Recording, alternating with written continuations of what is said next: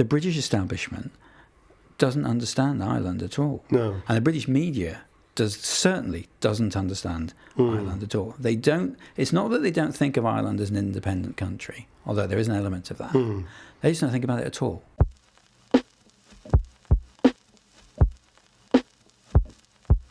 Welcome to Ireland Unfiltered. This week we're actually in London to talk to David Yelland, who's a former editor of The Sun, and he's a man who has been vocal on Twitter recently talking about the damage Brexit is causing to the UK and to the relations between the UK and the EU and the UK and Ireland. It was fascinating talking to him because he is a Remainer. He's a former editor of The Sun who edited The Sun at a time when it was just accepted to be sceptical about the EU, and we talked about the role the media played, including The Sun, in creating the atmosphere that led to the Brexit vote and in creating the atmosphere that led to the creation of a being like Boris Johnson, the public figure and Prime Minister that Britain has today. One of the most enjoyable conversations we had with a really fascinating man. So here is David Yelland, and before we go to it, please subscribe to the show on all the usual channels, and if you like it, please leave a review. David Yelland, welcome to Ireland Unfiltered. Good to be here. We're in London. We're not in Ireland. Yeah. But our two countries, the long and difficult ties between the two countries, and friendly ties for many years recently, have never been more exposed than they are at the moment. And I wanted to talk to you because you are a person who's got an incredible insight into where Britain stands right now and how that affects Ireland. And I wanted to ask you something. In an interview you said in February 2018, you said, "I'm very optimistic about Britain's future. Yeah. I don't know why." I wonder if you feel the same today. I can't remember what context I said that, but I'm an optimist generally. It's important to say that, but not the kind of optimist that Boris Johnson is. To answer your question, no, I'm not very optimistic about the next few years at all at the moment. I think that Brexit is a huge error. And more to the point, I don't think it can work. I don't think it is possible for the UK to exit the European Union at all without immense cost, and I don't think that the people that campaigned for Brexit understood themselves how to get out because they never thought they'd win. And now they're faced with the consequences, and it seems to be that at the moment the solution is just to close your eyes and put the foot down on the pedal. Well, I mean, sadly, we're all faced with the consequences, including, of course, Ireland and every other member of the EU, particularly Ireland, and the fact is that the narrative in the UK, in the media, is missing a big piece often, and that big piece is this is not going to work. We are going to have to think again. And I know that even amongst most of my friends are Remainers, when I say that, could we still remain in the European Union? I think we could. And the reason I say that is I don't think we can leave. Do you still think that's a possibility? I do think that. I think that the consequence of us leaving, either through a hard Brexit or any other kind of Brexit, are going to be so horrendous that, bearing in mind we had a 52-48 in the first place, and that's probably shifted, and that was based on huge lies told by the current Prime Minister, that even if we exit quite well, it could be turned around. But, I know that most people don't think that, but I don't think that people quite understand the impossibility of the UK just pulling out of the EU as it is about to do, and the consequence to all our lives at every level. So, but there seems to have been so much staked now by Boris Johnson and the current government on leaving, do or die, October 31st. That's right. That how do they make? Where is their room for manoeuvre? Well, they haven't got much room for manoeuvre, but they may be a very short-lived government. I mean, if I was, Leo Varadkar or Barnier or anyone else in the EU, I would sit tight because it's quite possible that by the end of October or just shortly afterwards, that we have an election or a new government or even a referendum. Why on earth would you want to move when that's still a possibility? I want to talk to you about something you mentioned there about having Remain friends and the 52-48, which I think is often overlooked, especially in Ireland or somewhere where we're being exposed to the worst of England, if you like, and it is England. It's That's not correct, even Britain. Yeah. But one of the themes of this show over the series has been the relationship between Ireland and England. How for a lot of people, including myself, it was a beneficial relationship. I lived in London for a long time, and I loved it. And I still love it. And there's a huge portion of people within Britain, within England, who are appalled by what they're seeing now, and they're kind of forgotten, as you say, for lots of reasons. They are forgotten. I mean, I socially and so on, I hardly know anybody that voted Brexit. I live in a part of London where it was hugely Remain. In business, I very rarely come across anyone that's a Brexit. I deal with international people often. Most people think of Ireland with huge affection, cultural affection, all kinds of other reasons, and almost, I've got, I think my children are their best friends. I just don't think of any difference between, in fact, of any member of the European Union. I mean, it's not, but because I live in London, so I live in a very different world than the world that most people, of what I call Brexit England. I grew up in the north of England. If I get on the train and go up to Yorkshire, which I do a lot, and see my aging parents, I feel like I'm entering a foreign country. Right. If I'm in Ireland, I feel like I'm at home. Okay. And that is true of many, many Londoners. And in terms of what Brexit represents, I'm afraid, is the worst aspect of England, the worst aspect of the English. And also, if you look at the current cabinet and all the major Brexit supporters, both in business and in the media, I'm afraid if you put them all in a room together, you wouldn't want to go in the room yourself, because it wouldn't be a nice room. These people are pretty awful.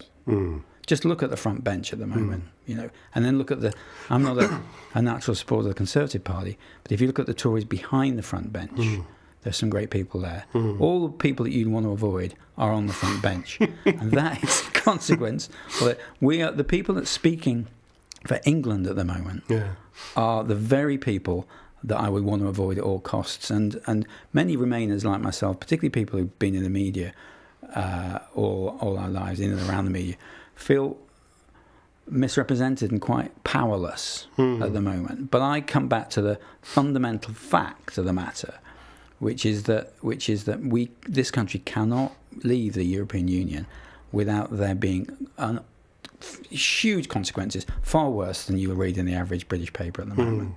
And the consequence of that is going to be very unpredictable.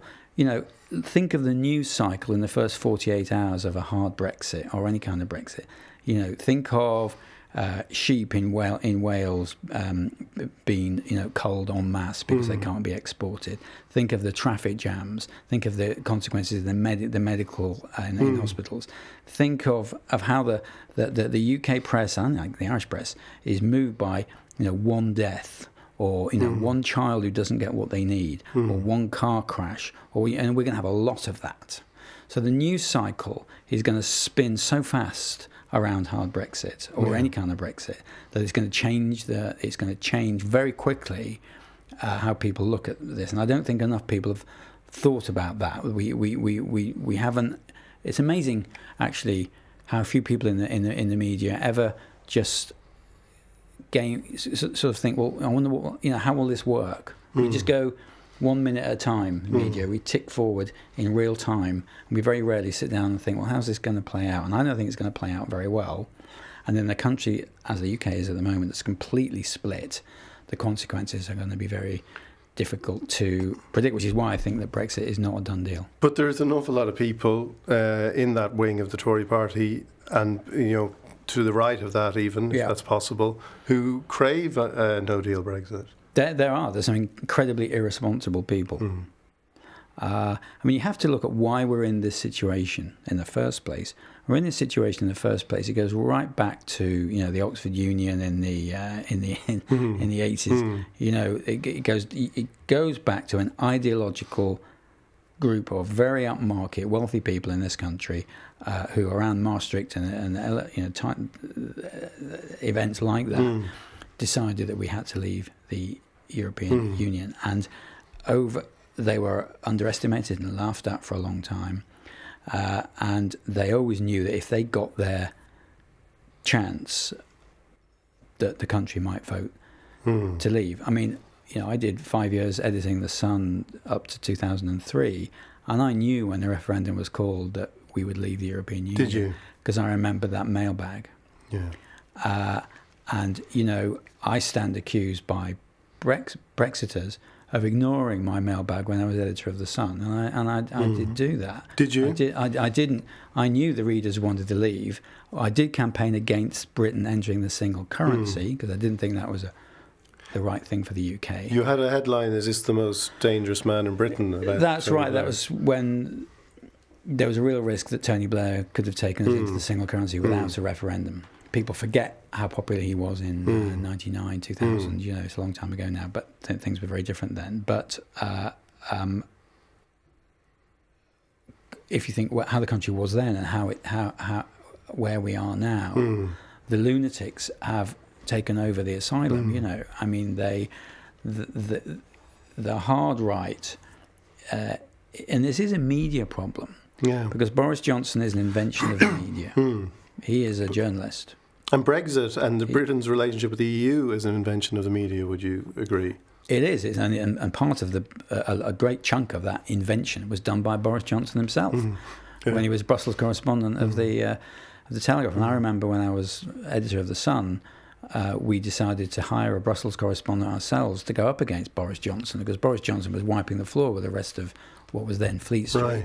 And he had these great stories about, condoms that were going to be too small for the Brits and all this rubbish. But he was a brilliant. Boris Johnson is a brilliant creator of untruths.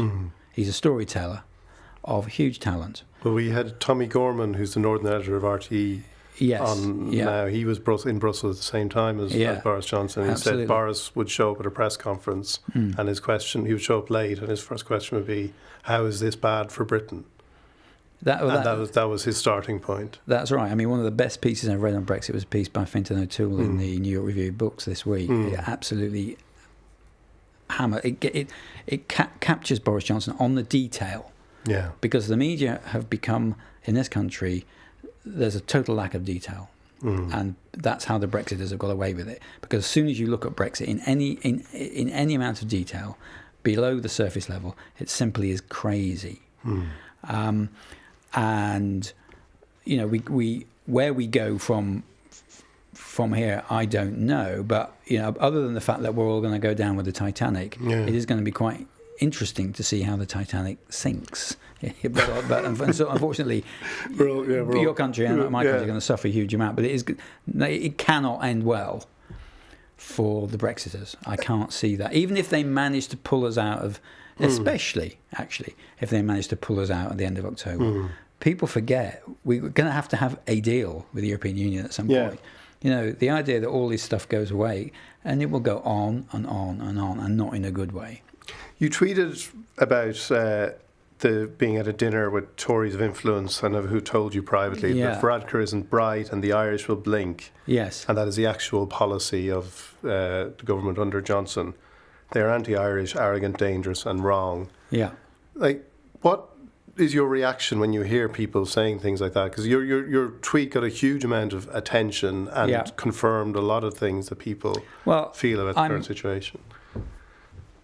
Astonished is the answer to your question. I mean, I sat next to two Tories recently who, when I've asked about what the Irish are going to do, their response is, well, Varadkar's not very bright. Now that is incorrect, but it is accepted amongst, there is and when I talk about these senior Tories, the people I'm talking about are people in and around Downing Street, but also the Brexit media. So they all believe the same thing. This is the accepted view that the Irish will blink.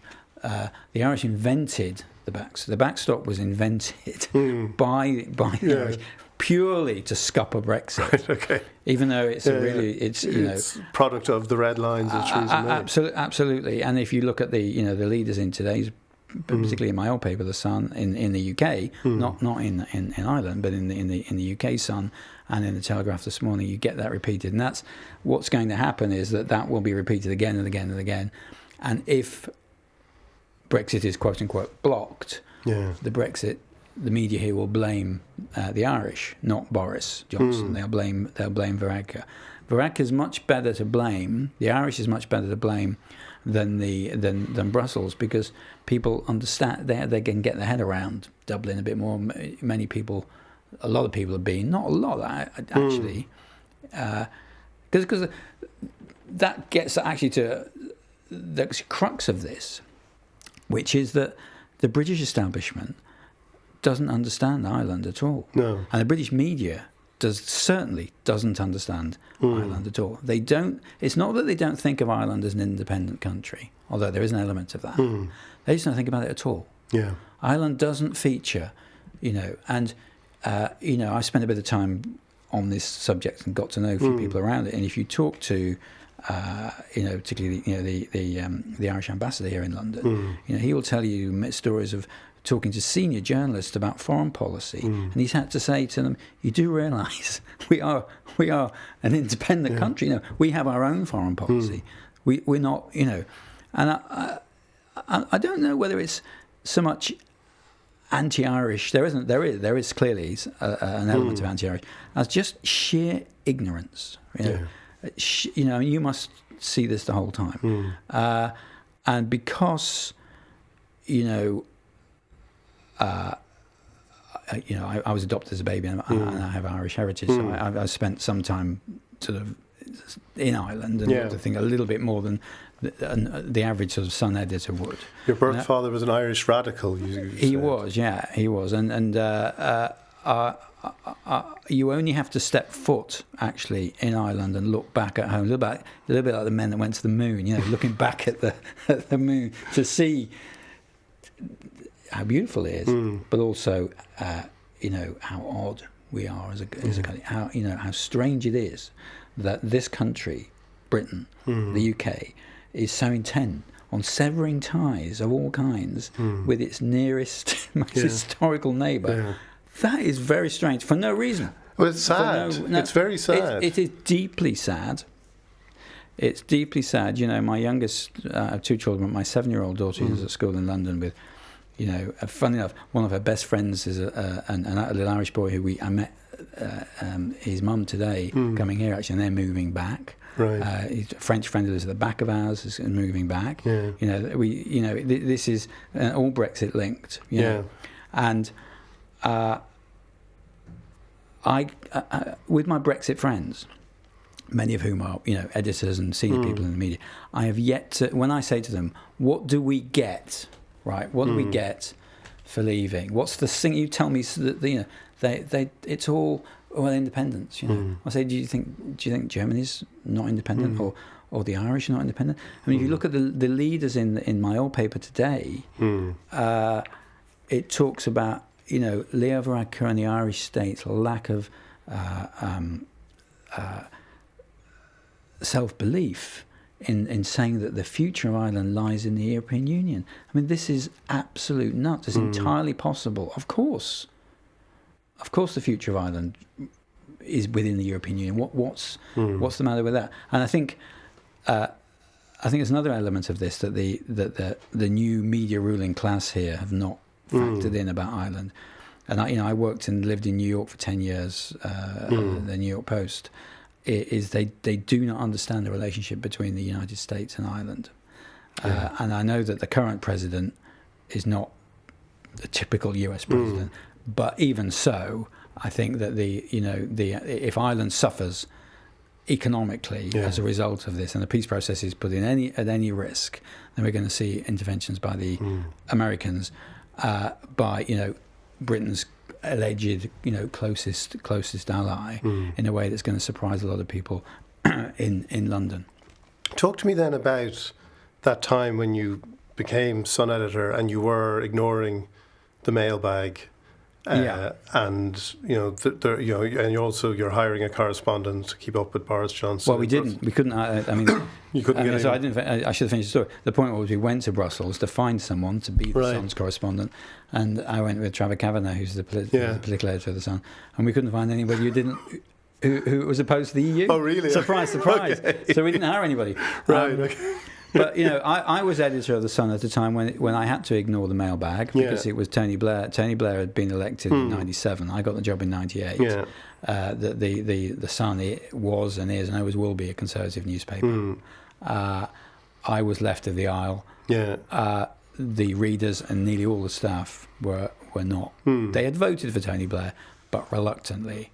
So it was ignoring the mailbag and going again. I mean, every now and again, an editor has to be quite courageous, really, I suppose, and go against the readers. You can see it with Geordie Greig at the Daily Mail in the UK at the moment. Yeah. He is going in the opposite direction of his readers on quite a few social and political issues because he feels it's necessary. But you still, even when you're doing that, like you do have these moments, like with the Euro, when you have the headline. Yeah. Is this the most dangerous man in Britain? Now, not joining the Euro was probably the right thing for Britain to do, and that's so the overall point, editorial stance was probably correct. Yeah. But again, I guess the thing that people would say is the manner in which people who wanted closer European integration were portrayed fed into this narrative that ultimately led to Brexit. There's no doubt at all. There's no doubt at all, and that went on when I was there as well. I mean, I think it was perhaps less severe, but there's no doubt that the reason that the country voted to leave the European Union is a narrative in the press for decades, plus a deep feeling in the English that they shouldn't be part of the EU. One fed the other. It's not as if the press created Brexit totally. Yeah.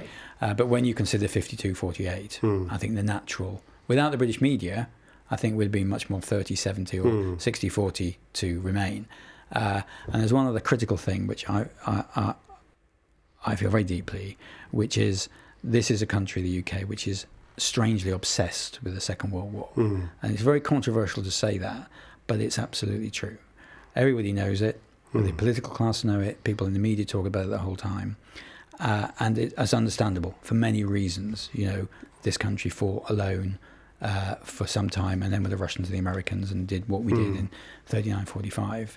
But I think that the country, one of the reasons we are Brexiting is because of this misplaced nostalgia that those were the great times, whereas now is not the great times. Whereas if you look at a country, particularly like Germany, Germany, I took my eldest son to Dachau, one of the camps last year. He's 20, to one of the camps last year, and we noticed that the place was full of German school children, and that's because German school children had by law to go to at least one concentration camp.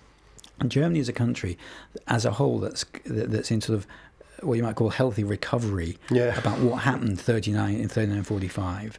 And we are a country in the UK that has never recovered from that trauma. We have never recovered from the Second World War, and we are still living that war. And you just look at the UK press, the language that is used about your country and Europe. They are, the enemies. We're at war. We have a war cabinet. We've got battles. All the language. Churchill. Churchill died a long time ago, and yet we have a young prime minister, or relatively young, who's wrapped himself up in this language, in the flag, and with Spitfires, Dad's Army, all the speechwriters just drop this stuff in. And I was born in '63, so that's nearly 20 years after the war. And most people that were that vote were born after that. So why is it that we have this obsession with, quote unquote, our finest hour, when we have built within the European Union an incredibly successful and diverse country and economy? Invented the single market. Absolutely. You know, we don't have enemies in the EU or in Ireland. We do have enemies, but they're not in the European Union. So why do you think there is that obsession then? I think it's deeply psychological. I think if you want to know what I really think, I think my parents' generation, so people in their 70s and 80s who were 70-80% Brexit outside London, have voted to leave the European Union, have this sort of misplaced affection for their parents who fought the war. I think they think it's almost out of respect for their war generation, we will vote to leave the European Union, even though towards when I was editing, I once had lunch with Ted Heath because we'd written something terrible about him. And he threatened to sue us. We'd made a mistake. And he called up, or his people called up and said, I'm not going to sue you, but I'd like to have lunch. So I had lunch with him at the Savoy Grill. I turned up. And he said he saw me as a representative of the anti-European press, which I suppose I was at the time. Although I tried to explain that I was opposed to the EU, the single currency, but not the EU. And he interrupted me and he said, have you ever sat in a tank? And I said, no, I haven't ever sat in a tank. He said, have you ever sat in the tank with somebody firing at you? I said, well, no, I never sat in the tank. And he said, well, I did. I sat in the tank and the Germans were firing at me. He said, when I was sat in that tank, all I could think about was if I got out of here, we were going to do something to bring Europe together. And I never forgot that because it was the intelligent, the obvious consequence of the Second World War that we created the EU and peace and prosperity. And it's very tragic that the country that within Europe, putting aside the US and the Russians, predominantly won the Second World War, is the country that has gone to war with the very institution that our forefathers created. And I think that's very sad. I wonder as well, I've talked with English friends of mine about this and the education system in Britain and how, again, it sort of puts forward a narrative, that is one-sided. Yeah. And again, now, in this conversation, we were wondering, if that was attempted, if an education secretary in the UK attempted to change that, say, we're going to learn different things about Churchill, we're going to learn more about, Britain's relationship with Ireland, how would the media treat that education secretary who says, I'm going to, get schools to teach the dark side of Winston Churchill? Well, I actually think that in schools the teaching is good around those issues. But to answer your question, I think that they would get hung, drawn, and quartered. The British press, when I always used to say, if the Mail and the Sun agree on something in the UK, and they don't always, particularly at the moment, but generally if they do, no UK Prime Minister or cabinet can resist that, because that's about, well, it was then about 60% of the market, and so that is how the editor class, if you like, have grown up. And what's happening now is that they're trying to bully, the Europeans and the Irish, but they don't have the purchase. Right.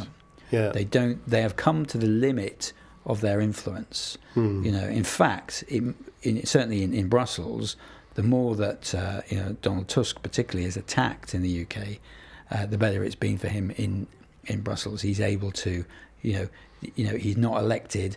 None of the, Leo Varadkar and Stephen Coveney and so on, they're not elected by the. So that's why I personally think this is the most fascinating situation, because in order to get what they want, the Brexit press, they have got to bully people who can't actually be bullied because they don't have any power over them. But are things as, when you say when the Mail and the Sun go in one position, no government can stand up to that. Is that the same today?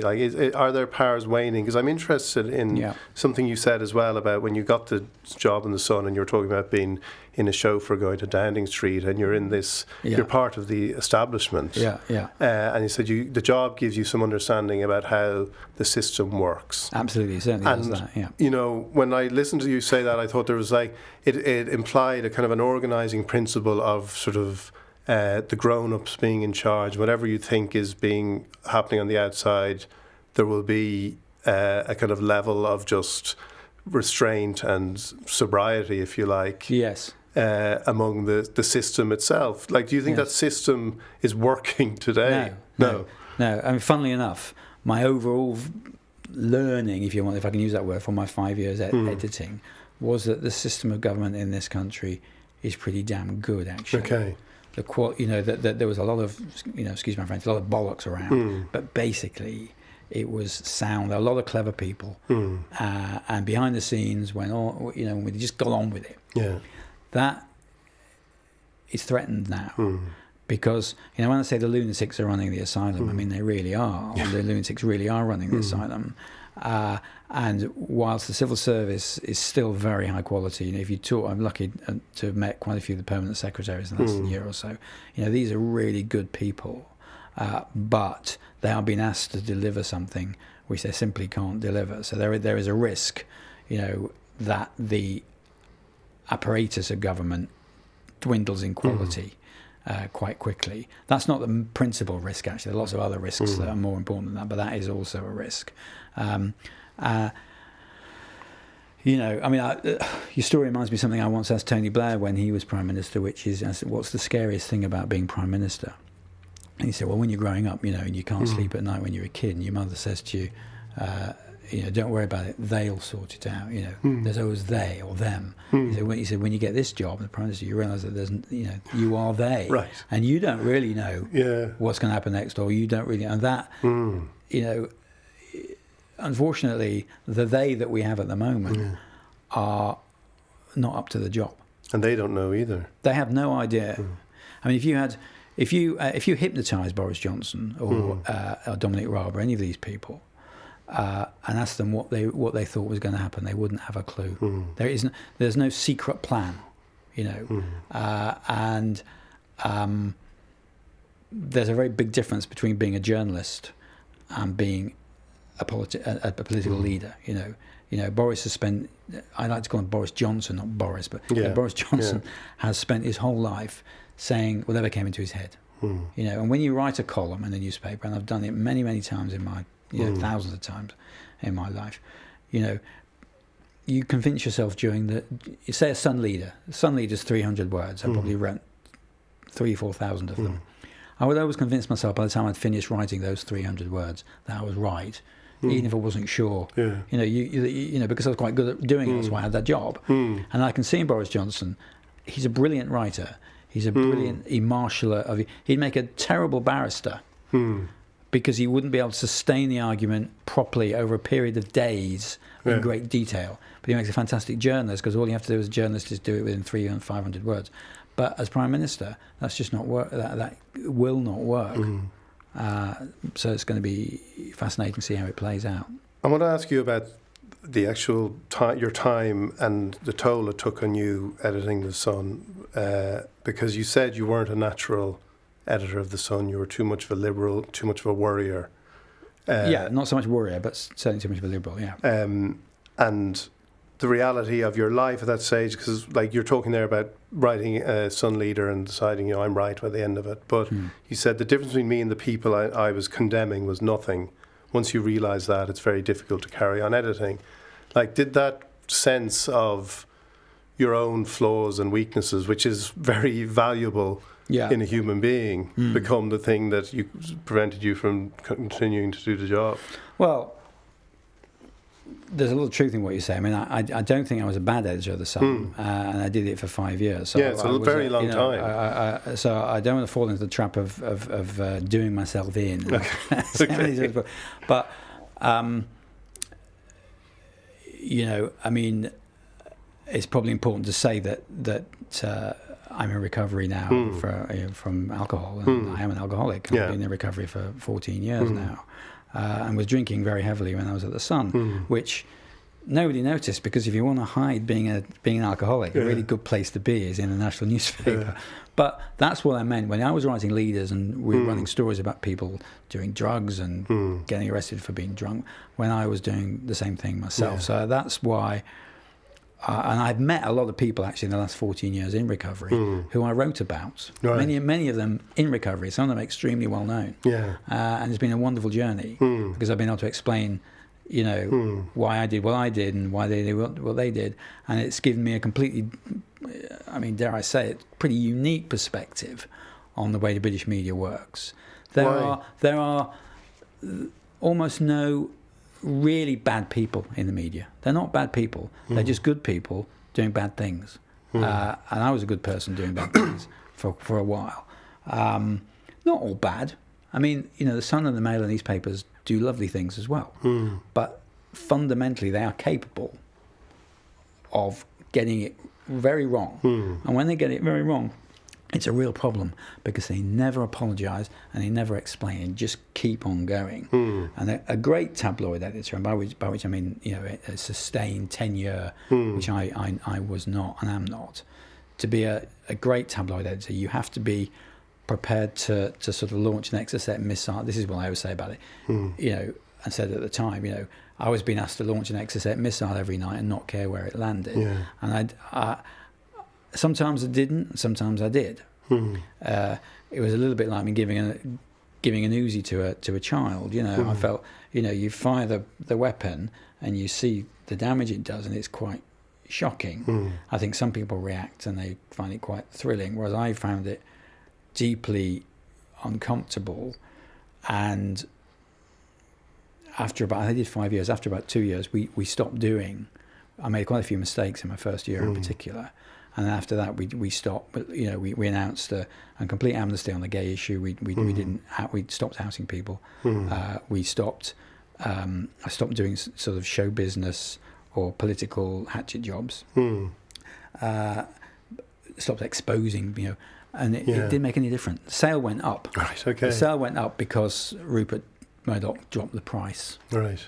That's the fundamental fact of the matter. Dropped the price in Scotland and Ireland. One of the main reasons the Sun succeeded during my time was the Irish Sun. Okay. People in the UK don't realise that the Sun was then, I assume still is, the biggest paper in the island of Ireland. And when I got the job in '98, we were running. Well, they were running different editorials, north and south. The story, it was my favourite dinner party story. We were saying one thing in the north and one thing in the south, which is what they do now. But I stopped that because bear in mind, when I got the job, it was a year and 3 months after the Good Friday Agreement. So that was the Good Friday Agreement, and everything that followed on from that was the most important part of my 5 years at the Sun. That was the thing that I spoke to Tony Blair more about than anything else, and the late Mo Molam and Peter Mandelson. That was because the Sun was... A lot of stuff is written about the power of the Sun, and most of it's rubbish. A lot of it is rubbish. But one thing that is definitely true is that in England, the Sun is the paper of what we used to call the squaddies paper. It's read by the British Army at that level. It's also an elite paper. It has more readers in the AB readership than all the other papers put together. It's also the biggest paper in the island of Ireland, including in the north. So what we said about the peace process absolutely mattered because, for example, when they started to free the prisoners on both sides, I was asked in my early meetings with Tony Blair, how are you going to cover that? And I decided we would cover it on page 2, as opposed to pages 1, 2, 3, 4, 5. So we, in keeping with those times, the Sun put its weapons down as well, which was very important because it influenced the rest of the media. Because the other thing the Sun does that people outside the media don't understand is was incredibly influential for the rest of the media, particularly the Murdoch papers, of course, but also the BBC. In a very odd way, if you walk around BBC newsrooms all over the country, there's copies of the Sun on people's typewriters, what was then typewriters. So. And how explain that? So how it influenced them so they're following the stories that the Sun would do? Yeah, it's the Sun and the Mail are the great creators of ideas and stories in the media. Still, partly because they've got the resources, partly because they are full of very clever people. The Sun is an amazing product. It came from absolutely nowhere. Yeah. to being the market leader in the 70s, and sales continue to fall, but it's still the market leader. So when I left the Sun in 2003, the readership was still at 3.6 million. I mean, you had a situation where 1 in 4 people were reading the paper in the UK, and in England it was up towards 1 in 3. So if you've got 1 in 3, 1 in 4, if you go back to the context of the peace process, and the Brighton bombers are being freed, and you're not campaigning against it, it is what we didn't do that was our contribution at that time. Right. It's not what we did in the paper. It's what we didn't do, and it's something I was very conscious of at the Sun. And you're proud of. Very proud indeed. Yeah, it's what we didn't do, and putting it in a Brexit context, I think that what has happened in the last 5 years, for some reason, is that the editors of the Brexit papers are ideologues. I mean, they're good people, but they are invested in the game. Right? Their jobs are on the line in the game. So as we get towards the end of October, and they turn their guns on, Leah Varadkar, Simon Coveney, and all the rest, it's not just because. In fact, it isn't because they believe passionately in the politics of it. It's because this is a do or die game for them. They have created Brexit. They are invested in Brexit, and if it fails, they will have failed. It's without them, we would not have had the vote as it did. As I've said, we would have. I don't know where it would have been, but narrowly in favour to remain. You said there that working in a newspaper like The Sun was a great place to hide a drink problem. Yes. I wonder about the other way too, was like having a drink problem something that allowed you, especially in the first couple of years when you're making mistakes, to kind of, launch those missiles every night and kind of get the bravery or the Dutch courage to do it, and then have to worry about the consequences the next day, and maybe the way you dealt with the consequences was to drink some I think more. There's a lot of truth in that. I think there's always been a huge drinking culture in journalism all over the world, and there were some great times as well, and a lot of fun was had. And I don't want to sit here and be too serious about it, because the Sun is built on fun and entertainment fundamentally. That's why this current Sun is a bit of a mystery, because it's not very enjoyable as a product at the moment.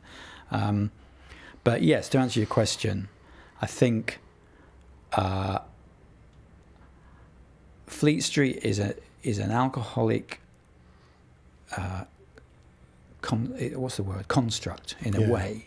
The language that is used in newsrooms is the same as the language you get in the pub. You have to get yourself really excited every night, right? So by 6 o'clock, when you'd sign off the front page, you'd have to be really, really excited. This is going to be great. This is the best thing since sliced bread. And there's a very sort of alcoholic, towards last orders. You know what I mean? I know. Whereas no matter how shit the front page was, at 6 o'clock the night before, it had to be, and it would all be big. And the danger was at that moment, and I've experienced this myself, and I know precisely how this feels, is you go over the top, right? You go, because the newsroom would be like a pub, and there would be alcohol as well.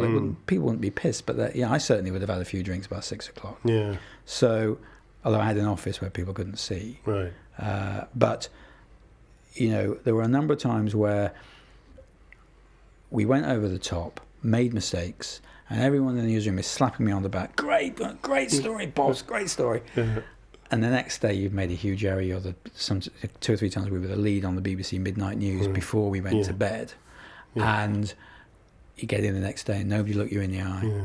Nobody talks to you because the buck stops with you as an editor. The walk of shame.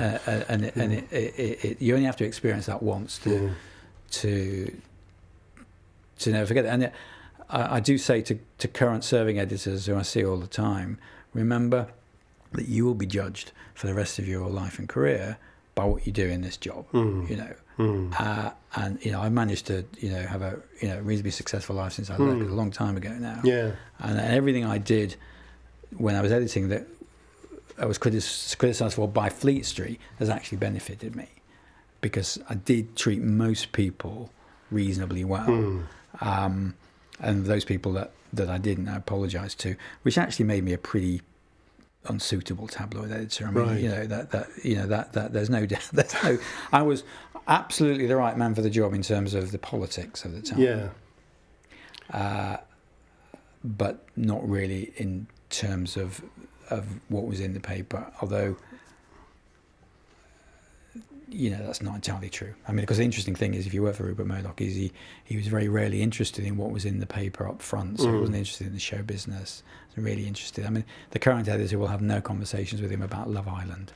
No, you won't feature at all. It's all about the politics and the business and the actual business of the business, by which I mean circulation figures and revenue and how the business is performing. That's the main thing that he's concerned about. Have you watched Succession? I have watched Succession.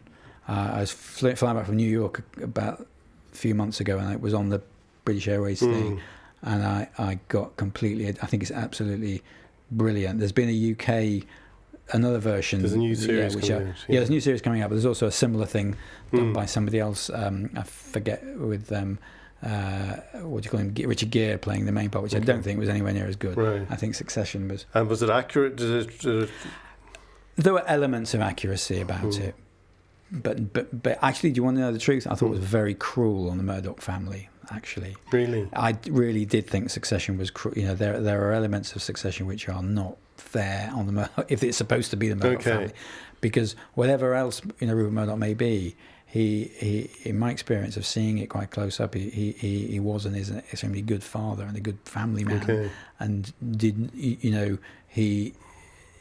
So, and the character in Succession is not, and puts his children at huge peril and plays them off against each other in a way that is not close to reality. Right. But it is fantastic television. Yeah, people would feel that they wouldn't have much sympathy for a show that isn't fair to Rupert Murdoch not being treated fairly, I suppose. Well, when I talk about Rupert Murdoch, I'm always very conscious of the public image.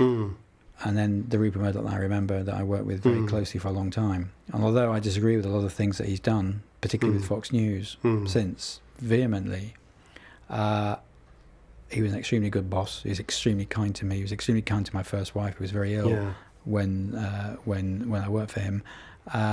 He was attentive. He was patient.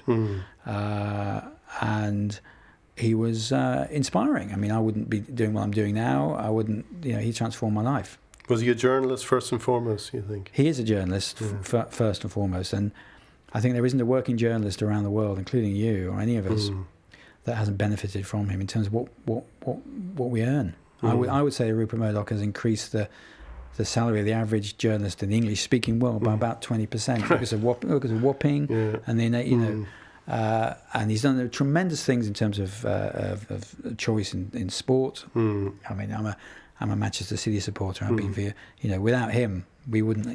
Forget Pep Guardiola. He had transformed the Premiership and football in the US, and all, and baseball and every other front.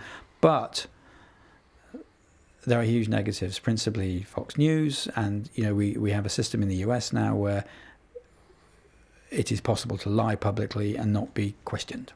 So politicians are allowed to. He created either by with wisdom, I don't know whether it was on purpose or whatever, but without Rupert Murdoch and Fox News, there would be no Trump.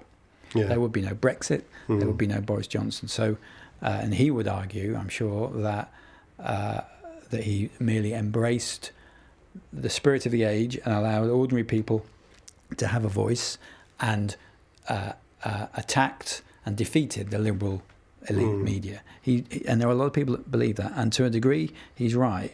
But actually, the consequence has been a loss of truth. Now, a lot of that is a result of the digital revolution and Twitter and all the rest of it. So he's not wholly responsible. But if you were to ask me, are the positives of Rupert Murdoch higher than the negatives? I think so. Most people probably wouldn't, but I think the positives are bigger than the negatives. But I am biased because I owe him a great deal. And you talk about that kindness. Like, have you been in contact with him? I haven't been in contact with him for quite some time. I've been in contact with a lot of his people, and I have seen him quite a bit since I left, but I haven't seen him for some time. That kindness, like you said, when you left the Sun, you began a long period of re-entry into the human race. Yes. Talk to me about that process, because you mentioned like, huge tragic events in your life, the death of your ex-wife, but also dealing with your alcoholism at the time, and or one, being linked to the other in some ways. Like, I mean, I used to say I'm a recovering tabloid editor, and the thing is, I was never really a tabloid editor. I was a journalist who did lots of things in lots of places, and then I got given the Sun job, and then I did 5 years, and then I gone on from then. So actually, my journalistic pedigree, if you like, before the Sun was actually, you would have thought I would end up on the Times or somewhere. Right. I was plucked out of New York where I'd been and given this job. Were you commuting from New York and Concord? For a short time, because my wife was going through chemotherapy in New York, and she was diagnosed with breast cancer when she was pregnant with Max, who's now 21, or he's about to be 21. Okay. Who's fantastic. Yeah. I mean, there were some very difficult times, although I wouldn't swap anything. If you were to give me my life again, I don't think I'd really change much. I think it was necessary. If you talk to anybody in recovery, there are very few people that won't say they needed all those drinks. And I had a lot of fun and did a lot of things. I couldn't have edited The Sun sober. Yeah. I don't think, I'm not casting aspersions on the current editor. I don't think he drinks much, actually. I don't think you can edit a tabloid newspaper sober. How could you possibly do that? You mean sober in regards to whether you're, as in being a sober in recovery rather than being a sober... You're required to go mad every night. That's part of the deal. You have to go. Well, is adrenaline the thing that does that? A friend of my father's. My father was a journalist. A friend of his used to say that adrenaline is great stuff if you can get your hands on it. Well, that's exactly right. I think the pursuit of adrenaline is the drug of choice for journalists. Maybe. There is. You have to be very careful. I mean, sometimes I feel as if I've had two completely separate lives, and the second bit was much better than the first bit, although the first bit was very successful. I was editor of The Sun very young. I was only 35. Too young. Right. If you give me that job 10 years later, I'd have been very different. But probably wouldn't have been given the job because there's a reason that Rupert Murdoch appoints young. He appoints editors who are quite young. Many of them have been through quite tough times. And you are always of the opinion when you work for Rupert that without him you wouldn't be anywhere. What I've learnt since I left is that actually that's not the case. And there are many people that work for him that think that they are somehow really, really fortunate to be working with someone that's paying them so much money, whereas actually they have talent and ability and could do other things outside. That's just my experience. Right. But then the years after that, as you said, like, getting sober, how difficult was that in the early years, or was it something that came easy to you? Like, was it your time? Like, people say their time it was up. Like, I mean, going into admitting myself into rehab, which I did in 2005, July 19th, 2005, it's difficult for anybody, but it's very difficult for me because I ended up in a rehab alongside a number of people, including someone I shared a room with. I'll only say he's Irish. I'm not going to say any more than that. But somebody who I have deep respect for. I ended up in a rehab with a lot of people I'd written about, with children of people I'd written about, and with a lot of suspicion. And I thought I was in the wrong place at first. And it was explained to me by Robert Lefevre, who was the guy that ran the rehab, that I'd been ringing this place for years late at night, drunk. Really? And asking for the prospectus or whatever it's called. So I knew I was an alcoholic for a long time. It felt like the end, but it actually was the beginning. And everything I've done, at the time, I had divorced. My wife had I didn't know it at the time, but she had a year and 3 months to live. My son was 6, Max. So I just managed to turn my life around in time for Tanya to pass away, which she did, and then bring Max up on my own, and then start a new career. And I've remarried in sobriety, and now have a gorgeous 7-year-old daughter. So I have 2 children and a happy marriage, and a career, and all the things that I wouldn't have had if I hadn't gone into recovery. I wouldn't be here. I mean, I think actually, I don't think that I could be in recovery and in the newspaper business personally. I don't think that those two things go together, because the 12-step program, which I've followed for a long time and will do for the rest of my life, requires me to, amongst other things, make amends to people that I have wronged on a daily basis. Well, if I was editing a newspaper, I'd never get to bed. It's not, for me, the newspaper business is not a healthy place. I'm not saying it isn't healthy for other people, but for me, it was never healthy, and I could never go back because it would threaten my recovery. And I'm often conscious when I'm talking to people still in that world that I am now such a different person that they do not understand me, and I do understand them. But that, although we're talking face to face, I can't really, I just cannot relate to that person. What I can do, and what I do for a living now, is advise people not so much on fixing PR problems, because that's often impossible, but advise people on the way Britain works, particularly people from the US and elsewhere in the world. This is how it works. This is what happens if you do this. They are going to say this. It may matter. It may not matter. You may wish to engage. You may not wish to engage. But I think I understand quite well how the country works. And I don't have many enemies in the media, although I speak honestly about them. I have done the biggest job in the newspaper business here, and did it well for 5 years. So nobody can take that away from me. And I often, when I meet current editors, I sort of feel their pain in a way. I know it's not easy. If you edit a newspaper, it's not your newspaper; it's the proprietor's newspaper. It must be harder today as well when you have the sort of existential threat to newspapers that exists. So it's not as just a question of sustaining. I know you would have had sales and circulation problems, but I think actually you touched on something which is very relevant to what we're talking about, because if you walk into any newspaper office, which I do a lot of, or you meet a newspaper editor, which I do a lot of, the general mood is very somber. It's negative. It's grim. They're looking at the floor. They're not looking up. People in business generally are positive because they wouldn't be investing in their businesses. Take this business, it started from small, it's going. People around here are looking to the future with a smile on their face. People in the newspaper business don't see a future for themselves or for that business, and that affects the way they look at the world. There's no doubt about that. And I'm forever, because I go between the two. I spend a day, on an average day, I will go to an AA meeting and sit with 30, 40 friends and hear them tell their truths about how their lives are. Then I'll go to a newspaper business office and hear people talk stuff that's not quite the same, not quite the truth. And then I'll stick with someone that I work with, and I sort of triangulate this world, and I'm constantly. That's why I say even my worst enemy would have to admit that I am in a sort of unique position looking at the world, and what I found in recovery is the more straightforward and honest I am, the better it gets. But I don't want to sit here and characterise people in the UK newspaper business as bad or a bunch of liars, because they're not.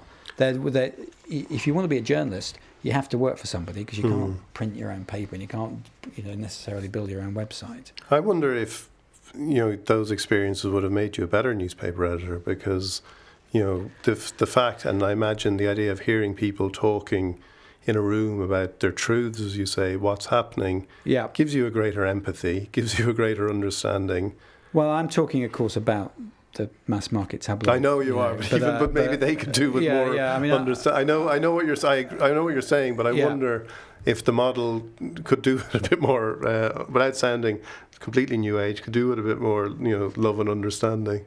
Yeah, I mean, you look at. If you look at the paper like the FT, in the UK, it's quite unfashionable to say this, but I've very rarely gone into an organisation with such high quality at almost every level. But I don't know how the editor of the FT does that job. I don't know how it's possible to keep your focus on so much at the same time. I also think that if you've been out of the newspaper business for a bit, you know, the fact is that even on the paper, the quality of the FT, every single news story is mostly accurate, but also slightly inaccurate. You talk to anybody that in business or any other sport or anything that's written about in the press, they will always say the same thing, which is they always get it wrong about me. Now, they don't get it wrong about them on purpose necessarily. They get it wrong because that's the nature of the media business. And I find that aspect of it a little bit depressing. Right. That you're always near the truth, but not quite the truth, you know. Yeah. I wonder as well, when you say you've changed, like, do you feel you've changed, or you just become more comfortable as yourself? Because I read a quote from you from your childhood, and I felt very moving when you said, you know, I'd been a shy child, I'd been told I was adopted, then a few years later I lost my hair through alopecia. At school I would lurk behind prefabs, avoiding the boys who might pull off my wig. Yeah. And throw it around. Yeah. And that's entirely true. I don't know where I said that. I mean,